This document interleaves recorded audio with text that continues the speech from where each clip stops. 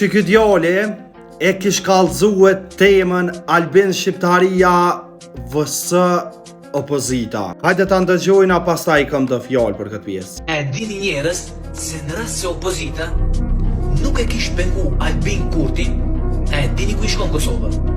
I shkon lider i Ballkanit. Nuk them në Evropë, lider i Ballkanit. Mirë po, opozita e blokon çdo hap, e blokon çdo ligj, çdo sen që mundet kundër Albin Kurti. Çdo sen blokon opozita, edhe pastaj dele thot se Albin Kurti nuk është u bo sen.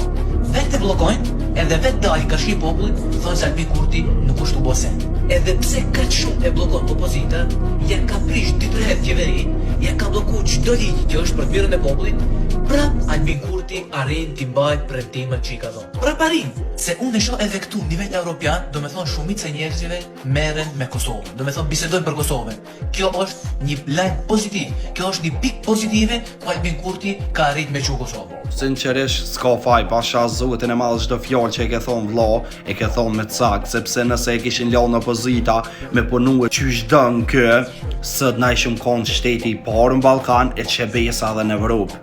Sepse çdo sen kish ardhur vit vet. Po ton e dinat që Albin Shqiptaria ja ka ndalë ta gjin opozitës, e prandaj nuk dojnë me po Kosovën të përparue, deri sot e kapin shtetin, po s'kan me mujt. Sepse na që e kena votue, edhe e kena votu të gjithë, nuk hajna kasht. Na kena me mbështet deri në frymën e fundit, sepse i vetmi njeri që e dën Shqiptarin me zemër është ky njeri. Shqyr prej Zotit që e kena, e inshallah e kena edhe shumë vite në kryet Kosovë.